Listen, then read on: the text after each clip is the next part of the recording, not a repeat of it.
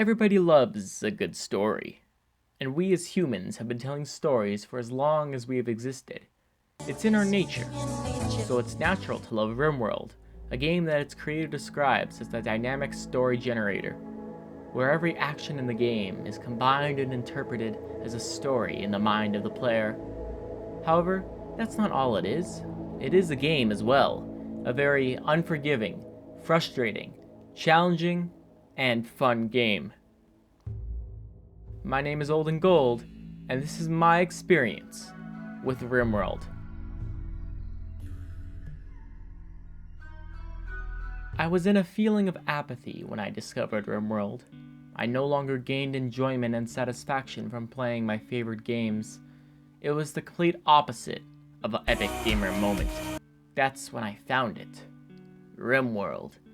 I had heard great things about it since it came to early access, and seeing the overwhelmingly positive review score, I knew I had to try it. It helped that the game is a base-building colony simulator, a genre that I am drawn to, like pawns to tables. They really do love their tables. Since my first colonist landed on a distant Rimworld, I found myself loving every minute playing this game, and there have been a lot of minutes. Rimworld allowed me to enjoy games again. It reinvigorated my passion for entertainment, and has become one of my favorite games of all time at the same time. In this game, you are the controller of a startup colony on a Rimworld, a planet that is equivalent to that sketchy pawn shop on the corner no one goes to. And just like the average pawn shop, the Rimworld you land on is populated with savage pirates and people just trying to make by.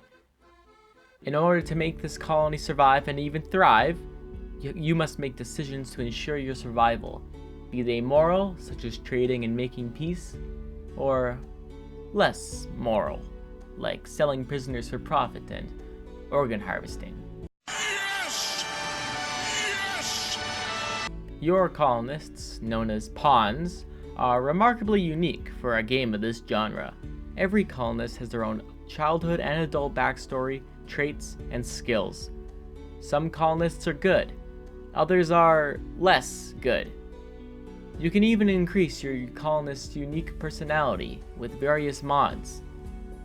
Speaking of mods, Rimworld is a very moddable game, meaning that there are a lot of mods. There are mods that can change or add anything you desire to the base game. Lovecraftian cults and eldritch abominations, Jedi with force powers, changing the entire game to a medieval epic, Lord of the Rings fanfiction, and amping the western aspect of this space western to 11.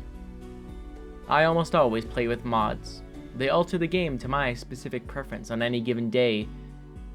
The modding on this game is insane. I'd say almost at the same level of Skyrim modding.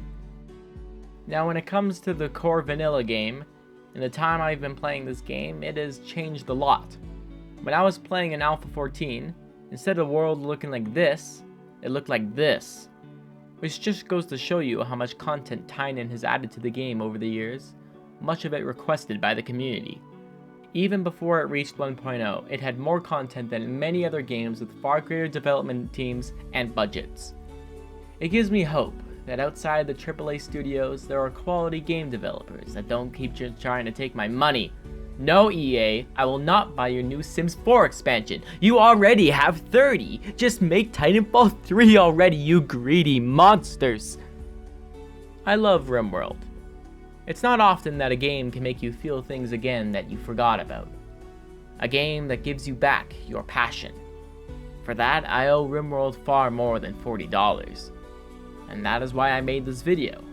I want other people to support this great game that has done so much for me. I believe there are others who think of this game the same way. I mean, you don't get a 97% positive rating by making an unimpactful game. So go try it. After you learn the basics and climb that learning curve, you will find an endless source of entertainment.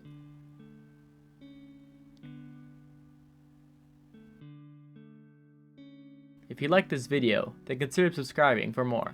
Also, follow me on Twitter.